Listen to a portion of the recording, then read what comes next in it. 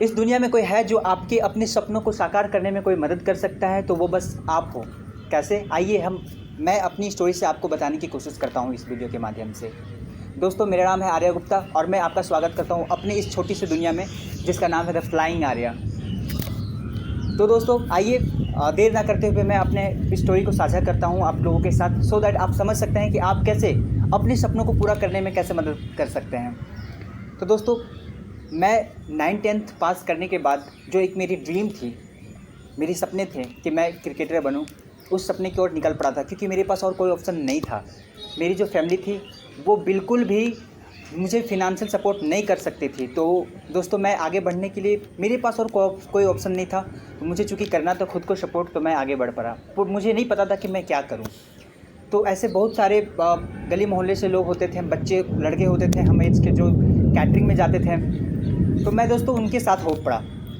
मैंने कैटरिंग में कुछ 100-150 रुपये पर नाइट के हिसाब से कमाया, बांटने के लिए जाता था खाना। और उसके बाद फिर धीरे धीरे मैं खुद को अपग्रेड करता गया। एक टाइम ऐसा भी आया दोस्तों कि मैं कैटरिंग के साथ साथ मैं क्लीनर का भी काम करता था शादी ब्याह में। आप सभी को ये बताना चाहता हूँ कि मैंने अभी तक इस स्टोरी को अपने फैमिली के साथ भी शेयर नहीं किया है कि मैं एक क्लीनर का भी काम कर चुका हूँ। वैसे तो मुझे पेंटिंग का भी बहुत शौक़ था, तो मैंने बहुत टाइम पेंटिंग्स बना करके लोगों के जो प्राइवेट स्कूल में पढ़ते थे उनके प्रोजेक्ट बनाने में भी मैंने हेल्प करा है। और उस पेंटिंग के तहत मुझे कुछ पैसे मिलते थे, तो मैं पेंटिंग बना के भी बेचा करता था। इसके साथ ही मैं धीरे धीरे जितना मुझे पैसों की ज़रूरत होती गई, मुझे उस अनुसार से मुझे खुद को परिवर्तन करना था, चेंज करना था। तो दोस्तों, मैं एक फास्ट बॉलर था, मुझे बहुत ही ज़्यादा हार्डवर्क करना पड़ता था क्योंकि मुझे अच्छे डाइट्स चाहिए थी। तो इसी के रिलेटेड, इसी के जो मेलजोल का काम था, लेबर का काम करना, वो भी मैंने किया है। मैंने सड़क बनाने में लेबर का भी काम किया है। इसके साथ ही दोस्तों, मुझे और आगे बढ़ना था क्योंकि अब मेरी अंडर 16 की डिस्ट्रिक्ट मुझे खेलनी थी और उसके लिए मुझे अच्छा प्रिपरेशन चाहिए था, अच्छे डाइट्स चाहिए थे, सो दैट कि मैं हेल्थी रह पाता। तो मुझे और पैसों की दिक्कत पड़ रही थी। इसके साथ ही मेरा पढ़ाई भी छूट चुका था, तो एक डिप्रेशन होता है वो अलग था। तो मुझे ये सब समझ में नहीं आता था कि मैं आखिर ये सब कितने दिन करूँगा। हालांकि कोई काम तो छोटा नहीं होता, कोई काम छोटा बड़ा नहीं होता, बस काम होता है।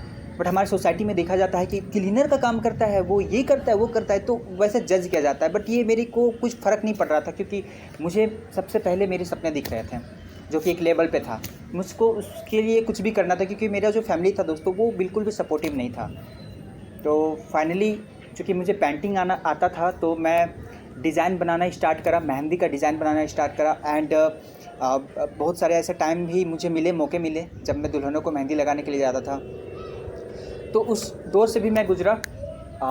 ये हमारी सोसाइटी में बिल्कुल, जो जहाँ से मैं बिलोंग करता हूँ, उस सोसाइटी में बिल्कुल ये नया था और उसके लिए पैसे भी मुझे बहुत कम मिलते थे, अपॉर्चुनिटी भी बहुत कम मिलती थी, बट एटलीस्ट मिल जाती थी कभी कभी।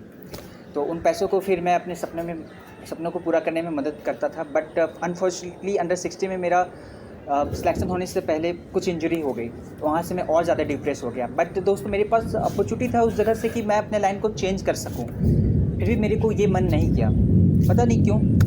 तो फिर मैं निकल पड़ा कि अब मैं और ज़्यादा क्या कर सकता हूँ। दैट मीन कि मुझे और अपडेट करना था खुद को, ठीक है। वो कहते हैं ना, be the best version of your life. तो मुझे वो करना था खुद को, ताकि मैं और अच्छा प्रैक्टिस कर सकूं और कमबैक कर सकूं। तो फाइनली मैं जब वेडिंग में जाता था दुल्हनों को मेहंदी लगाने के लिए, तो मैं वहाँ पे फ़ोटोग्राफर्स देखता था।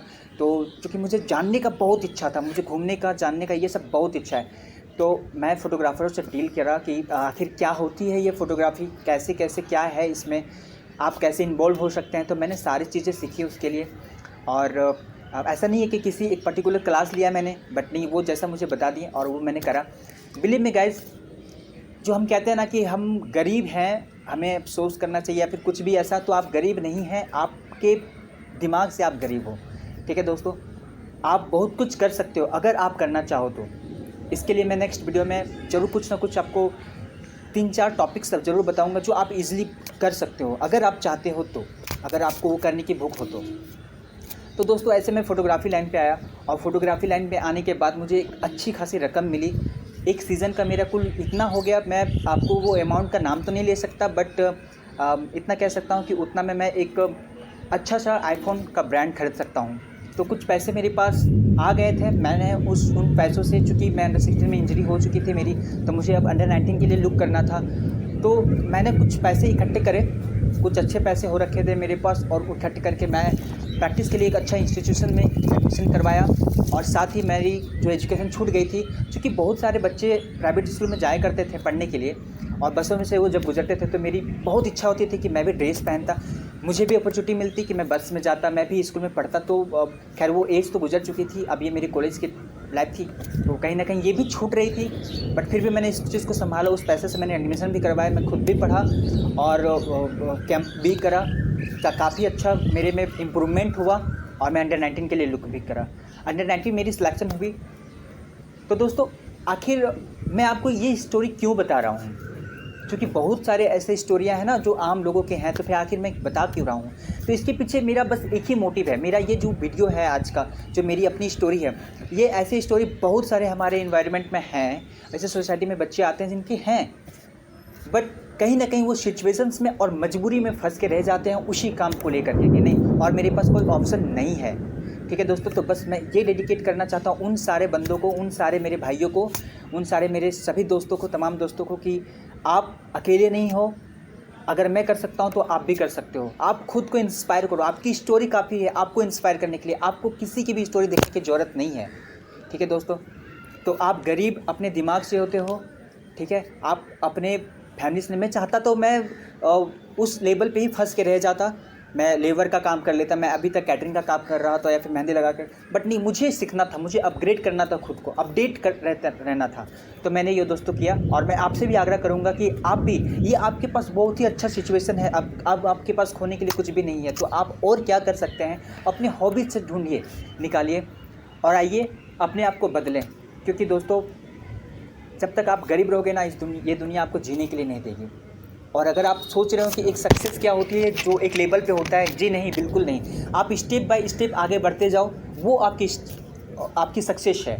ठीक है, किसी भी बड़े आदमी का नाम जिक्र कर लूँ, जैसे कि महेंद्र सिंह धोनी है, या फिर सचिन तेंदुलकर है, सचिन रमेश तेंदुलकर सर APJ अब्दुल कलाम, जिनकी भी मैं बात करूँ, वो कभी भी टॉप लेवल पे ज़्यादा फोकस नहीं करते थे, वो फोकस करते थे अपने अपकमिंग, अपने आने वाले डे पे, ठीक है, अपने आज पे। तो आप अपने आज को बहुत अच्छा बनाओ, इतनी अच्छा बनाओ कि आपका जो लेवल है, आपका जो डिज़ायर है, जो आपका वो कह सकते हैं गोल है, वो गोल अचीव होने में मदद करता रहे।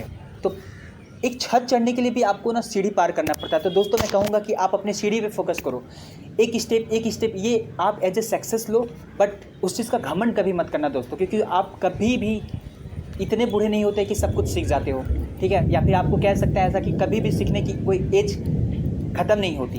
तो आप प्लीज़, अगर आपको लगता है कि मेरी स्टोरी आप लोगों से मिलती है, या फिर आप ऐसे लोगों से मिलती है आपके सोसाइटी में जिनको सच में शेयर करना चाहिए, क्योंकि वो फंस के रह जा रहे हैं, क्योंकि वो कर सकते हैं बट वो हिम्मत हार जाते हैं कि अब नहीं कर सकते हैं यार, अब नहीं कर सकते, बट उनके साथ आप ये शेयर कीजिए मेरा ये वीडियो, क्योंकि मेरी जो ये आज की वीडियो वो उन्हीं को समर्पित है दोस्तों। तो मैं आपसे बस इतना रिक्वेस्ट करूँगा कि आप इस वीडियो को शेयर करें, क्योंकि अगर मेरी इस स्टोरी से अगर मैं खुद को आगे उठा सकता हूँ, आगे एक लेवल पे पहुँचा सकता हूँ, तो वो क्यों नहीं, आप क्यों नहीं। मैं चाहता हूँ कि मेरे जैसे जितने भी लोग अपनी सिचुएशन में फंस के रहे हैं वो भी आगे बढ़ें। तो दोस्तों, ज़्यादा से ज़्यादा इस वीडियो को शेयर करें।